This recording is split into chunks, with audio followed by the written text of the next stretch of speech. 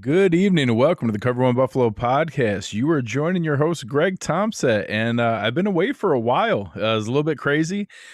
As everyone can see, I'm fulfilling every podcast stereotype that exists. I'm literally am going live from a mother's uh basement. And it's my mother-in-law, so maybe that's a little bit different. It's not my mom, but it's kind of funny. My family and I got packed up and moved out of Atlanta. We are now officially on the road here and in our new location in Cleveland, Ohio, in search of a home. So we haven't found our new future home yet. So we're lucky enough to be able to be shacked up with my lovely in-laws and allowing us to stay here with them while we're out searching. And I'm now literally podcasting from my mom's basement. So I can check that off the list.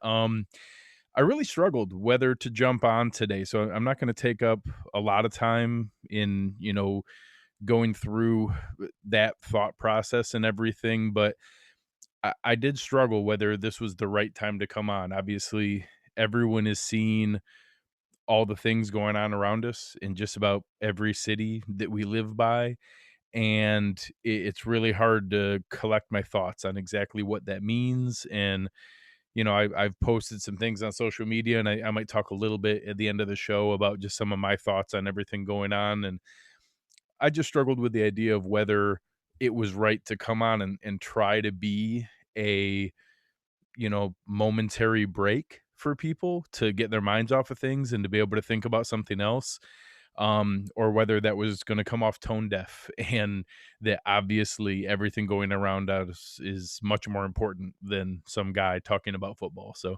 I decided to jump on. I decided that I thought it was going to be a uh, fun outlet to be able to talk a little bit here. And we will focus on the Bills and on football and on the things going on around us. But, at the end, maybe I'll talk a little bit about some of the things that I think, you know, maybe some of us are feeling and struggling with. And we'll figure out what we want to do going forward. But right now, I will come on here and hopefully be a momentary break mentally for a lot of people on the things that we're struggling with. So um, on a Bills front, that there are some things going on. Overall, with the NFL, there has been a pretty consistent mechanism and communication of a plan to move forward. There's been a lot of different speculation on what that means, but the only real firm information we have right now is the continued release of the schedule. Obviously, we talked about that on our last Cover One Buffalo podcast and where that left off. All other plans are for a virtual offseason to continue moving forward. Many teams have struggled with that, and I think that led to some of the stuff that we've seen recently. Before some of the fun news, we had some some struggling news. Couple weekends ago, we got report of last year's first round pick, ninth overall pick, Ed Oliver, got picked up on a DUI charge in Texas, not far from his hometown outside of Houston. He also had a firearm with him, which obviously is illegal to have a firearm in your possession while you're under the influence of any substance or alcohol. And he was picked up on those two charges. Not much has come out on information from that beyond that to this point. There's been a lot of speculation. Obviously, it's an incredibly disappointing thing to see anyone drive while under the influence. There was obviously a video out there of him taking the field sobriety test, going through the different things that are involved in that. He seemed to be compliant and, was not resisting in any fashion. Did not seem to be, I hate trying to differentiate between levels of intoxication, but he wasn't falling over. But obviously was under suspicion. They took him in for a blood test. We'll see what the results of that are. He obviously can afford appropriate legal representation. And I don't get into the mode of defending people that make a terrible choice that could have hurt himself or other people by operating a vehicle while under the influence. And I'm not going to be here to defend that or to say that it's okay or he's young and he's going to learn from this and it's just a young mistake, because it could have killed someone to do that. So I'm not going to do that. I'm also not going to cheer for him any less. I do hope that he learns from this terrible mistake. I do hope that he's able to move forward from this and we don't see a pattern of behavior. And if we don't see a pattern of behavior, I hope that he's, dealt with appropriately and he faces the repercussions of his actions. And I hope that we see um, normal, you know, uh, interaction moving forward and that he can learn from that and be able to still be a productive member of this football team. So that's what I'm going to be focused on. I hope that he deals with this appropriately. I hope he's held accountable. And then if he's on the field, I'm going to cheer for him as loud as anybody else. And that I'll simply move forward there. If this isn't a recurring issue or something that happens again, it's something I'm going to move past and everyone can make that decision on their own. But it's anything nothing less than disappointing to see that. So, unfortunately, that was a downer in an off season that's been surrounded by quite a bit of positive news. That's actually kind of difficult as a Bills fan to be able to process how much positive news there's been, and whether that's in record predictions. A lot of people throwing out there 11-5, 12-4, some crazy people 13-3. That's some pretty serious expectations. ESPN put out a thing from their NFL Nations reporters of only 4 teams were picked to go 12-4 or better, and the Bills were one of them. A lot of different people, Adam Shine, Michael Robinson, a lot of guys who have been pretty adamant Bills supporters. All the guys in Good Morning Football have been pretty good about supporting the Bills, calling them, y you know, outright AFC East division favorites, and they need to be expected to, win the division. It's hard to be ready for that. I had the chance to go on with Joe Marino and a couple other guys on some different shows recently, and I like expectations. Like, it's hard because I separate it professionally. In my real world job, I spend a lot of time managing expectations, telling people to set reasonable and attainable goals, putting themselves in a position to meet their expectations, and then let it be a bonus if you exceed them. But fan is short for fanatic. Fanatic and fanaticism and fanhood is not a reasonable or logical experience. It's not something that we do because we want to be tempered and measured. It's because you want to lose yourself in the moment. You want to get excited. You want to be able to talk about all the awesome parts about rooting for a team. And Brandon Bean has put together an awesome roster that Sean McDermott has shown the capability to maximize the talent on his roster, and there's reason to be excited, and they should win this division, and there should be expectations to make the playoffs and win a playoff game. And I think it's okay to feel like anything short of that would be a disappointment, because I think it would. And that's weird to hear myself say out loud. I haven't felt that way in 25 years. I haven't, felt that way since Jim Kelly was gone. And even in the moments of the plucky Rob Johnson, Doug Flutie run, it wasn't a feeling of expectation that was there. So it's just something that, give me a moment. It's something that I I want to be able to embrace. I want to be excited about. I want to be able to look at everything that they've done and let it build up. Let there be some expectation. Let there be some a raised bar in that we need to do better.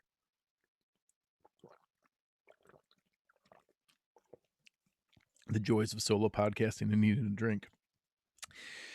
And I like that idea to be able to want more for this team. So the reasons we should want more is returning 20 out of 22 starters, returning, 25 out of the 31 biggest contributors to the team, having a good draft, having an offseason where you add a Stephon Diggs and multiple pieces at the right spots for depth on the offensive line and awesome depth on the defensive line. I think that's an exciting idea to be able to bring forward. And the reason there's excitement is continuity. The idea of continuity and being able to bring those things together to return everyone while all this madness is happening around us, limits on practices, limits on, no OTAs, no mini camps, no way to build. Some of these teams who have had genuinely good off seasons. The Dolphins and the Jets haven't had bad off seasons. The Jets had an awesome draft. The Dolphins had awesome free agency. There's nothing wrong with saying that. Joe Douglas had a kick-ass draft. It was great. I think Miami added a lot of talent. They might have overpaid for some of it, but they added talent all over that roster from a free agency standpoint. There's nothing wrong with saying that. They're not gonna get the normal offseason to get those guys on board in the repetition and ready to go. I love that the Bills return all of that. On top of returning all that, we got some awesome video footage recently. A couple new guys who were on the scene. Joe is an awesome photographer who had the scoop on everything. First, Josh Allen was out in California with, the rookies out there with Gabe Davis, with, Isaiah Hodgins. I think I saw Nick Easley out there in some of those initial workouts. Isaiah McKenzie was out there, and they were working out. That was a week or so ago. Then it flips around this week. We get the entire squad together down in Florida, all 4 quarterbacks. You had, Josh Allen, Matt Barkley, yeah, the rookie Jake Fromm out there. You got everybody being able to pull it together in pretty much every skill position player. You had Zach Moss last week, Devin Singletary this week. We finally got our first footage of Stephon Diggs catching passes from Josh Allen. It sounded like from reports he was exclusively working with Josh Allen, who wasn't rotating with the other 3 quarterbacks. And being able to start building that rhythm. So all the guys who already had a history together, already had continuity, we're now doubling down on that. I'm sure this is going on. They're not the only team doing this, but I don't think every team is doing this. I don't think every team is getting together and doing these workouts. So the fact that they already have a little bit of a head start from a continuity standpoint, now they're doubling down on that and adding even more to be able to build up some of that chemistry was really exciting to be able to see that they're taking advantage of that time, that they're putting that in to be able to get that rhythm and timing down. Uh, obviously it's against air. There's, you should hit every single throw, but it looked good. They were out there having a good time. Looked like they were starting to build some of that chemistry and trust. You could see the awesome footwork from Stephon Diggs. Anyone who follows his IG page, the workouts and footwork drills he loads on Instagram are unbelievable. I've joked a couple times that I think my knee almost dislocated watching the video. The way that he is able to decelerate so crazy. People throw around the term stop on a dime. I don't know if they know exactly what that means. It's not necessarily the acceleration or the quickness, it's how fast you can stop. And the other guy has to take that other half step or stumble to catch himself and then cut. Stephon Diggs has amazing deceleration to be able to slow down, get his footwork set, and then cut and move out of that drill to make himself open. That's going to be exciting to see, and how he's able to build that chemistry and trust with Josh Allen to be able to put that together. So it's exciting to be able to build that. Ron was mentioning in the chat that Josh Allen looked big, and you could tell he's been working out. I think he's put on some healthy weight and some quarantine weight. I think he's got a little bit of both going there. His arms look a little bit thicker, his chest look a little bit bigger, and he certainly hasn't lost any of the healthy weight that he had before. I like him as a young Ben Roethlisberger, maybe not the Yukon Cornelius Ben Roethlisberger, but I like the idea that he's big and sturdy and thick, and able to stand up to the defensive linemen of the NFL are crazy athletes. So being able to stand up to a couple hits here and there is healthy for him. So I think he's put on some good weight, and he's not chiseled by any measure, but he looks strong and he looks healthy. So I think it's great to see. Going through some of the next steps here, it seems like there's not a lot on the docket from formal engagement. It sounds like they've extended the dates for the virtual off season. The Bills are doing a ton of Zoom meetings going back and forth. We're on Zoom right now with our Cover One premium members and with the guys live on YouTube. And I think this is pretty much the basis of where we expect those things to go going forward. So I don't expect there to be a ton of different things from question standpoint, as far as next steps. As we get into the next phase on the show, if anybody in the chat here has some questions, feel free to throw those out there. I see Cheese has some in the YouTube chat. If anybody in the Zoom chat has any, I'll answer some questions here in a minute before we wrap up.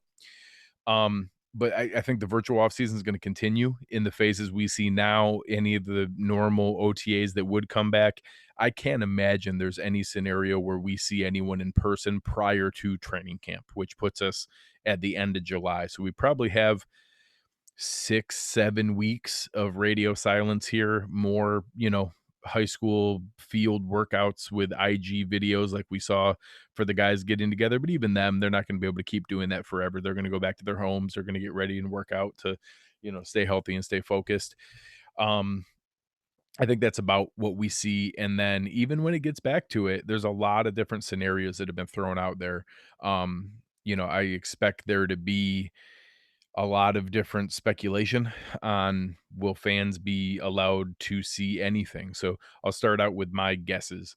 I don't expect there to be any fans at training camp. I think training camp's going to be closed to the public. I think it's going to be some media credentials. I expect most teams to be pretty strict on who gets a media credential. I expect them to be pretty limited. Some outlets that used to get four, five, six credentials might get one or two. I think they're going to be pretty strict with those things. We'll see where that goes. I don't expect any fan interaction. If I had to guess right now, I would say we don't see any fans in preseason games because I think they might want to test it out. I think they'd love to get fans into stadiums. I personally don't see a path where you can get 70,000 people into a stadium, but I will say games are a good 4 months away. So, maybe things can change between now or then. I don't personally see the path of where that's going to be feasible from a testing safety standpoint and all the other things that come into it. But I've seen some creative solutions. I've seen some things thrown out there as far as, reduced attendance with questions in, um, the a certain, 6 seats in between and then an empty row in trying to get 10,000 people into a stadium instead of 70,000. Again, the entranceways, the bathrooms, the concession stands, I don't see how you can do that, but, there are smarter people than me that can figure things like that out, so we'll see where that goes. I've seen a lot of speculation on, crowd noise, how do you simulate a, you know, home field advantage? I think we're gonna have to make some compromises this year, in my opinion. I wanna see football, and I wanna see football more than I'm in the principled stance of, I only want football the way that I'm used to it, or else I want nothing. So, I'm obviously different. I've been out of state for 20 years now. I haven't been a season ticket holder. I haven't been someone who goes to games regularly, so not having fans in the stadium, I'm not personally invested in that. I do think the Bills are hurt a little bit more than other teams because they have a great home field advantage and they're not in a position to, benefit that, a team like the Chargers who doesn't have any home field advantage, the Dolphins, teams like that who, the Texans who don't really have any huge home field advantage to speak of, they're hurt less by that. The Bills, the Chiefs, the Steelers, the Seahawks, teams with awesome home field advantages, this stings a little bit more not to have that raucous, crazy crowd behind you. So, it is what it is. I think that this team is put together in a talented way. They would be able to move forward as well as any other team, and everybody would be used to this new weird normal if they go that path. But we'll see where that happens. As far as our schedule moving forward, we're going to start now that I'm in the friendly confines here. At some point here, hopefully, I'll have my own house and my own office and my own studio. But for now, I'll be going live from my in law's basement here and keeping you guys company. We'll be doing a show each week and then being able to start with our position preview. So we'll start with our first one next week. I am going to have some guests on to be able to help go through some of those. A couple guys who are experts in the positions and a couple people that you guys are just familiar with in the Bills Mafia universe. So we'll have some fun with that and bringing on the right people to be able to talk through some of those position groups. Let's go to a couple of the questions that we had out there. One of the first ones, Archie's was asking about, am I excited about Darryl Johnson? So he did flash some potential. I will say, I think I was really excited about him in the preseason. I was adamant that we had to keep him on the roster because he showed way too much potential to try to hide him on practice squad. And then he was pretty disappointing during the season. They tried to give him reps early on. He was horrible against the run to the point where it was an almost automatic audible to run at him when he was in the game. And then in the second half of the season, he played none. Besides a couple blowouts, I think he played 21 snaps the entire last 9 games of the year. Now he became a core special teams guy. That's not bad to have a defensive line rotational guy in case somebody gets hurt during a game. And he's very young and he was in a lower level of competition in college. So there's a reasonable expectation that he improves beyond there, but he has to improve a lot to be able to do that. And the obvious guy there is everyone's favorite whipping boy, Trent Murphy. Trent Murphy's owed $8 million from a dead cap standpoint, and almost 10 million total. We'd have about a $2 million dead cap hit and 8 million in savings if he was released. I don't think he's a $10 million player, but he's a good player, and that's a perfect example. He's a way better player than Darryl Johnson. Now, I don't know that that means Darryl Johnson can't develop to that level, but last year, that's night and day. Over the final 5 games of the year, Trent Murphy had 5 sacks and then 2 more in the playoff game. That's 7 sacks in the last 6 games of the year. He looked really good down the stretch. Now, he wasn't consistent all the time. He still had some lapses. He still had some moments, here and there, but Darryl Johnson wasn't even in that universe. Now, if Darryl Johnson takes a material step forward, that would be the question is that, hey, has Darryl Johnson stepped up enough to be that 4th defensive end, and we can now take advantage of that $8 million in savings? If Darryl Johnson has not taken a material step forward, they're not gonna cut Trent Murphy. He's a good football player. If we cut him, he'll be unemployed for, like, 1 day. He'll have a job the next day. He'll have multiple contract offers, and they won't be minimum contracts. He will get real money. Now, it might be 3 or 4 million and not the 10 million we're offering him, but he's a good player and is a rotational defensive end. So, I know a lot of fans want that $8 million. I get why. That would help our cause towards all the extensions that are coming due with Milano and Dawkins and Trey White and everything like that. But I care more about the best team possible being on the field in 2020. And in my opinion, cutting Trent Murphy does not make the roster better. So I'm okay with him staying, even if it's a luxury to overpay your 4th defensive end $10 million. So, it is what it is. The next question was about Cody Ford at right tackle. What do I think about the right tackle situation?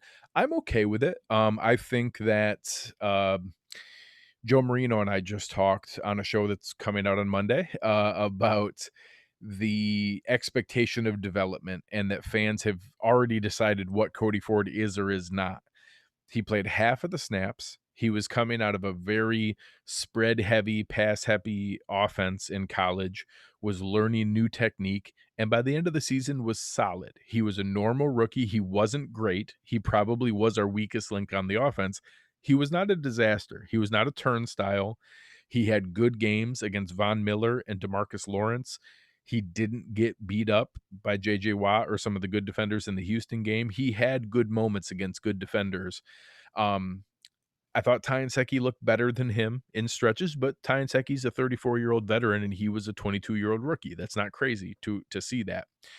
I like that we still have Tyonseki. I like that they signed Darryl Williams, who, was an all-pro 3 years ago and was injured and then played injured and was really bad last year, but has that potential within him. And we can roll the dice that Cody Ford's better in year 2.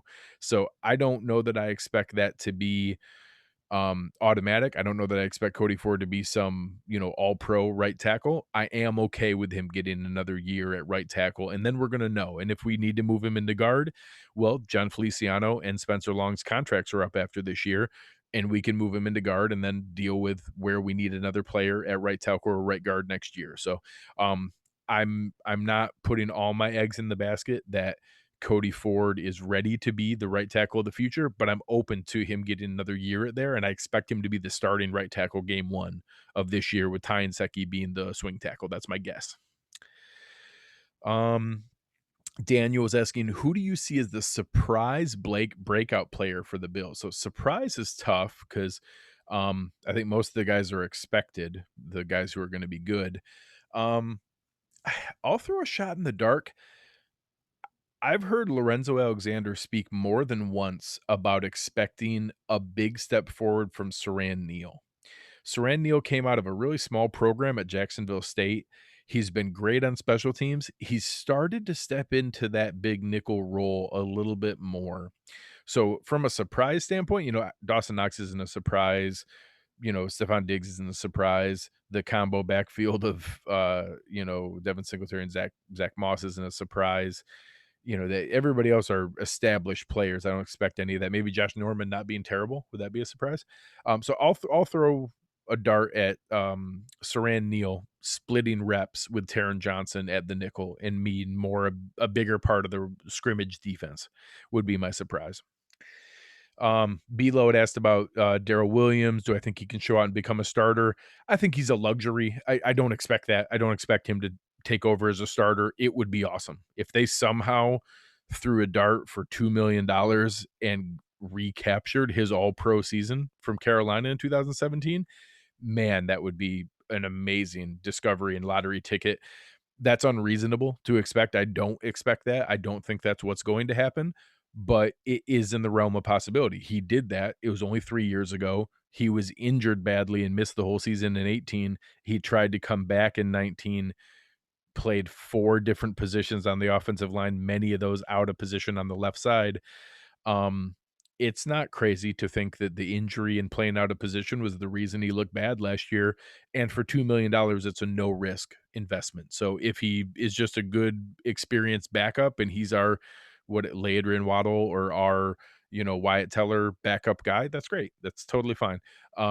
If he somehow recaptures that and is healthy and uses the Bills' health and wellness facilities to get himself right and is in a great position to step forward and recapture that, that's awesome, and that is a great problem to have, to be able to do then, whether he bumps John Feliciano out of the lineup at right guard or Cody Ford out of the lineup at right tackle, maybe Ford moves into guard. Those are all awesome problems to have. I would love to have those problems where you have too many good starting linemen. That would be great. Next one about who wins the number 2 cornerback spot. I Daniel, I don't like to default to money decides everything, but they didn't give Josh Norman $6.5 million to be the backup. They're gonna say all the right things. They're gonna say that nobody's handed anything. They're gonna say everybody competes and you have to win your spot, and Levi Wallace is going to be given a chance to do that. And I'll say that it's not 90-10. It's 70-30 Norman, but it's 70-30 Norman. Like, he has a head start, and if he looks pretty good, Sean McDermott's spoken pretty confidently about Norman recapturing what he's capable of. We'll see if that's real. We'll see if he's got anything left in the tank. But I expect game 1, rep 1, I expect it to be Josh Norman opposite of Trey White, and then we'll all cross our fingers that he's got it left and doesn't get toasted. So we'll see where that goes from there. Bilo with a good question. How about Voshon Joseph as an impact player? So I'm in a similar camp with some other folks. Voshon Joseph looked bad last year in training camp and in preseason games. He did not look like a guy who was going to make the roster. I kind of tongue in cheek joked that they hid him on IR because they were going to cut him, and instead they put him on IR. Now, that wasn't fair because I think he did have a real injury and did have surgery, so he went on IR appropriately. That wasn't any sneaky move by the Bills, but he did not look good. Now, he was a rookie, and he was a 5th round pick rookie, and a lot of rookies look bad in their first training camp. Heck, Jaquan Johnson looked bad in training camp and preseason games. He looked pretty darn good at the end of the year. So, that's not unreasonable. He's a late round pick for a reason. I've heard that he looks huge and put on some really good muscle and is looking really good from a physical standpoint, going into this camp, and that would be awesome. I'm not expecting much other than a depth linebacker. I expect him to, take over for Corey Thompson or Maurice Alexander or Julian Stanford, that kind of role as just a backup depth linebacker. If he's more than that and he makes it that he's our succession plan for AJ Klein is that 3rd linebacker, that's awesome. That's a great bonus. I'm not expecting that from what I saw on the field and what I saw on film, but that would be great. And it's not unreasonable to think that a rookie takes a better step forward in year 2 than what he showed in his first training camp and preseason. So that's totally doable. I think he missed some important reps, but I think he was in the room learning film, and he obviously took the offseason seriously because he's healthy and thick in what he's looking like. Another question, Knox having a problem with drops. You know, the Bills have solid depth at the tight end position. I've said multiple times, I don't think that the Bills have a tight end 1, an obvious tight end 1. I think Dawson Knox is going to be our tight end 1. I think Dawson Knox is capable of being a tight end one. You can't drop as many passes as he did last year and be the trusted receiver that you need at tight end one. Obviously, when he gets the ball in his hands, that's a train wreck. That's a dude who's looking to hurt people. That's a lot of fun. Some of those stiff arms and some of the things that he did from that standpoint were, awesome highlights to be able to see and to be able to put forward. But we need to see more consistent hands. Now, some of those things, people have found some good exceptions. For any fans who's not aware, Tony Gonzalez led the NFL in drops his first 2 seasons in the league. He ended up with the second most catches in NFL history. So all we need is for Dawson Knox to be Tony Gonzalez, and we're fine. So obviously that's not normal, but that does show that you can learn to be more focused and not to drop balls. He came from a college program where he didn't get a lot of catches. I think he had 29 catches his entire college career. So, getting a more focused approach on route running, focus on catching the ball, good technique on catching the ball, that's not crazy to expect. If he harnesses that and gets better hands, he is a phenomenal athlete and somebody capable of a lot of talent. So I like to have another healthy offseason of Tyler Kroft. I never thought Tyler Kroft was going to be a tight end one, but I think he's a good tight end two. I think he's better than fans think. I think he's a good rotational guy. Lee Smith is still a great blocking tight end who doesn't do anything else, but is a good locker room guy and is the kind of guy that Sean McDermott loves. So regardless of how many people want him cut, and he did have a weird amount of frustrating penalties in the first half of last year, he did drop them. There were no penalties in the second half of the year. But that first 9 games was pretty terrible. I expect him to make the roster. I think Tommy Sweeney's a fun guy who can take over for Lee Smith going forward. I don't think he's as good as most fans seem to think. I think he's a backup tight end, but he's a good backup tight end. And I expect him to be, a part of this roster going forward. I expect all 4 tight ends to make the roster, and I expect it to be okay. With our top 3 receivers and the two-headed backfield that we have, I don't think that's going to be a concern. I think Dawson Knox will be just fine, and I think Tyler Kroft will have a couple flashes during the year that'll make fans excited about having him on the roster. We'll do a couple more questions here. How many wide receivers do the Bills carry in 2020? So, obviously the first 3 are really easy. Stephon Diggs, John Brown, and Cole Beasley is, I think, the best wide receiver trio in the AFC and one of the better ones in the NFL. That's a really nice head start. Gabe Davis is a 4th-round pick. Those guys make every roster. Isaiah Hodgins would have been a 4th-round pick in most years' drafts. He was a 6th-round pick this year because of how far people fell. He's not a guarantee. I do think he's going to make the roster. I would love if someone like Isaiah McKenzie and Andre Roberts could morph into one body. I think we need the jet sweep action that Isaiah McKenzie brings. I think we need the sure-handed returning and confidence and aggression in punt return and kick return that Andre Roberts brings. I'm going to be pretty surprised if Andre Roberts doesn't make this team, and I think Isaiah McKenzie is going to make it with that 7th spot, but I also think he could be the guy who could be waived, put on the practice squad in that call-up spot that goes back and forth with that midseason 54th and 55th spot. I think he's really hurt by the drafting of Jake Fromm. I don't think they drafted Jake Fromm in the 5th round to cut him. I think he's going to make the roster. I think it's going to be 3 quarterbacks, and that means we're going to be short one other spot somewhere. I don't think we keep 7 receivers. So I'm already counting Duke Williams and Robert Foster as not making it. I think some of them might be a draft day or a cut down day trade candidate. I, maybe Isaiah Hodgins, they try to hide on practice squad. There's more talent than what we have. I just rattled off 9 names of receivers that are good and legit talents that we're obviously not keeping 9. I think we keep 6. 7 would be at the very high end. There were a lot of games last year where we had 5 that were on the roster, but we'll see where that goes. I expect it to be 6, and that there's a really tough cut down between Isaiah McKenzie and Andre Roberts. I expect it to be Roberts because I think he's a more sure-handed returner. we can all cross our fingers that Isaiah McKenzie spent the entire offseason just catching punts from the jugs machine and working on his hands. I think it's going to be tough to earn that trust in training camp and to reassure Sean McDermott that it's okay to cut Andre Roberts. I don't expect that to happen. I expect it to be Andre Roberts, and I don't expect it to be 7 receivers, although I'm open to it, and I'd love to keep Isaiah McKenzie's role in the offense as a jet sweep guy. I believe asking, what role will Quinton Jefferson play? I think Quinton Jefferson's gonna be a movable chess piece all over this defense. I think there's gonna be, a lot of different pieces that can be fun and capable of playing all over the place. AJ Epinesa can play both spots. Quinton Jefferson can play all 4 spots across the line. Harrison Phillips can play 1 tech and 3 tech. Um, I think Trent Murphy can kick in to 3 tech on long down distance. They like that versatility. There's a lot of guys. Mario Addison did that in Carolina. He kicked into 3 tech.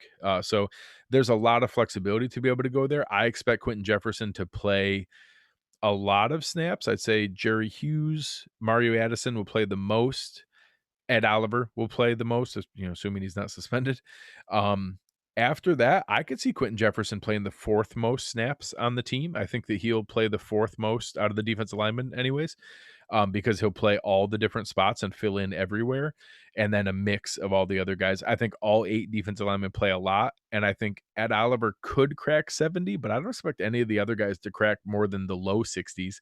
I think that we have enough depth in rotation that we don't need anybody to be playing 70, 75, 80% of snaps. Everybody can stay fresh. Everybody floats between 60 and 40% snaps. I think that's a really healthy rotation and movement to be able to have, and it's going to send waves of pass rushers after every quarterback we play with the best back 7 coverage unit in the NFL. So that's an awesome problem to be able to throw at defenders. So I'll be looking forward to that. We'll do 1 or 2 more questions here. Daniel asked, "Do all the draft picks make the team?" I do think so. I think that we're going to have all the draft picks make the team, and that they're there. Dane Jackson, obviously, any 7th round pick is a shot in the dark. Tyler Bass still has to beat out Steven Hauschka. That's not a guarantee. I do think he will. I think Tyler Bass will be our kicker for 10 years going forward. He impressed the crap out of me at the Senior Bowl. He crushes kicks and he's accurate. So as long as he's got it between the ears and he has the mental toughness for what it takes to kick in the NFL, we're going to be just fine from that standpoint. We'll do 1 or 2 more here. Looking at some of the things, I think some of the red zone weapon questions, I like the idea. I think that although he's not huge, Stephon Diggs is a great red zone weapon. I think Dawson Knox is a red zone weapon. I think Isaiah Hodgins develops into that. I think that's what he's going to be. That kind of 6'5", high vertical jump ball skills with the best catch rate of any receiver in the draft. The dude dropped like 1 pass all of last year at a crazy pass happy Oregon State offense. If you're 6'5" with a huge vertical and wingspan and you have an awesome catch rate and don't ever drop the ball, that I'm good with that. That's the kind of guy I want to throw, deep fades to and jump balls and corner routes to in the end zone, back shoulder fades. That's the kind of guy I want to see. So, overall, I think that's going to kind of wrap it up here for the football side of things. We've had a lot of fun being able to talk here. I'll let anybody know you're free to drop off right now if you're not interested in my takes on what's been going on. But I'm going to talk for a quick minute here. But I appreciate everybody checking out everything that's going on. We're going to be doing updates each week with a positional preview leading us all the way up to when we get back to real football. And we'll have some fun with that as we go forward, getting into training camp and all the things going on here. Um, I've been frustrated watching everything going on around here, and frustrated in the sense that, throughout my career, I've had the good fortune of having a very successful career. I've been able to take care of my family and friends. I've had a lot of opportunities professionally. I speak in front of large groups. I've been responsible for thousands of employees at points in my career. And I always know what to say. I'm quick on the spot. I'm able to articulate myself well in front of customers, in front of my people, in difficult situations, in times of great chaos. I'm able to collect my thoughts, rally the troops, and get everybody together. It's difficult to watch everything going on here when I don't know what to say. I don't know what the answer is. I don't know what we're supposed to do next and how we're supposed to be able to move forward.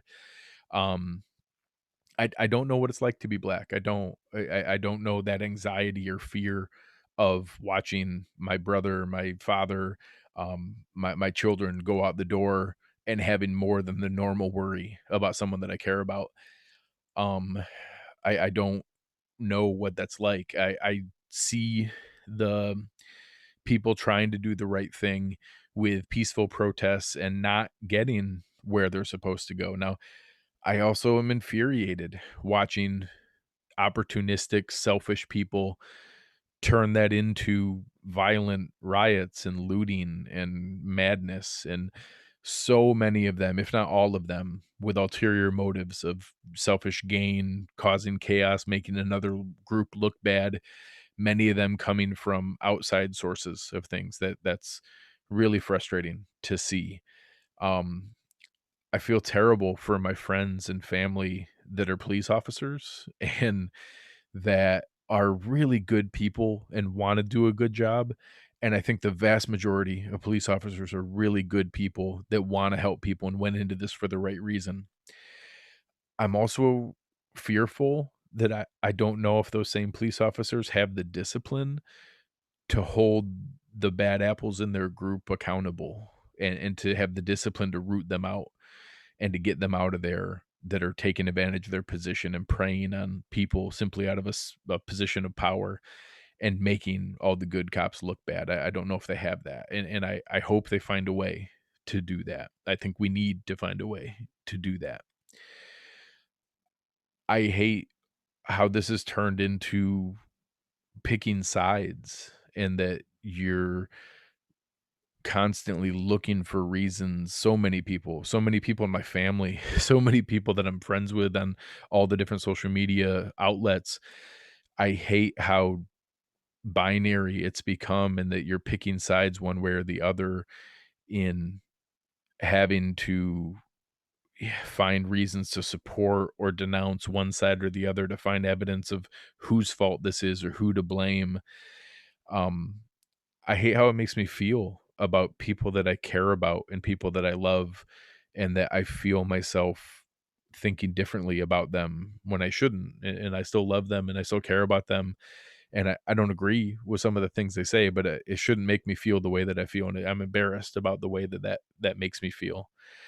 Uh, and it's just sad. It just is frustrating to be able to have all these things here and to spend my career and my life trying to find solutions for things, trying to fix things, trying to know the right thing to say, and I don't know what to say. I don't know what the next step is. I think some people are right to blame some people in positions of leadership. This isn't a new problem. This hasn't started recently.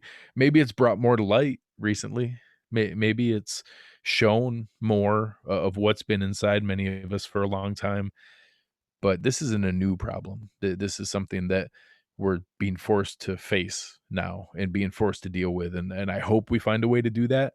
Um, if I come up with a great idea, I'll share it, but I'm gonna try to spend more time listening, trying to spend more time listening to people that I don't talk to as often.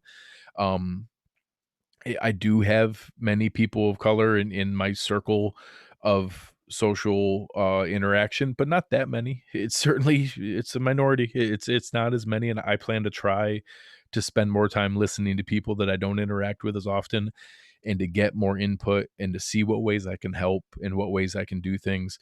I wanna be open to that. I wanna encourage other people to be open to that, and I wanna try some new things, some things that are different, and I spend time talking to my family. I spend time talking to my kids. I spend time talking to my wife.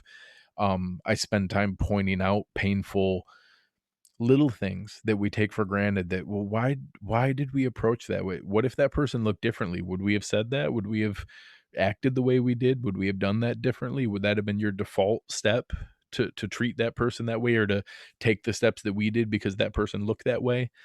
And I'm gonna try to impact my little world and my circle around me and hope that I can help some other people think about things differently And if a couple more people do that, maybe we can start to make some level of difference. And I hope that someone brilliant and charismatic, shows us a path to be able to heal and to find a better way to do this going forward. Um, because I want to get back to normal. I think that so many of the things going on now with people being out of work and cooped up at home and afraid of the very, very real and some of the not real things that are out there about the disease that's taking place and everything happening. And then that created a flash bomb of reaction to a horrible incident that everyone has seen. And I won't go into that, but was obviously a horrible incident, but this was just the perfect storm of factors to let it explode into what it's been. And I know right now, while I'm doing this, I talked about at the beginning of the show, I struggled whether to come on. Now I've had the equipment set up and been ready to come back and do the show for 3 or 4 or 5 nights now. And every night when I kind of think about it, I'm like, I can't go on now with everything going on. This just seems tone deaf and horrible. And this is a little bit of me letting that off my chest and venting a little bit and just sharing my humble thoughts on what's going on. I'm just some guy sitting in my in-laws basement without any solutions and just some ideas of things that I want to try to do.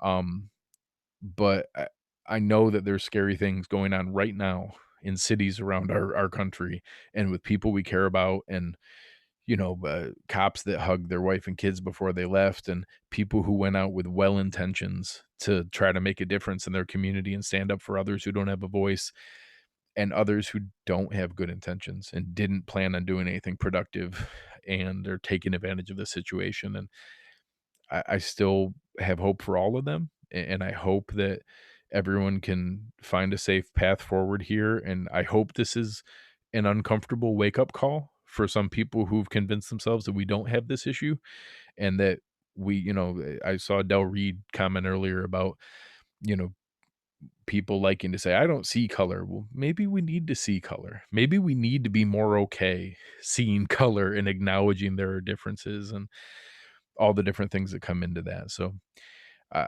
I appreciate the people who did hang on to listen a little bit more.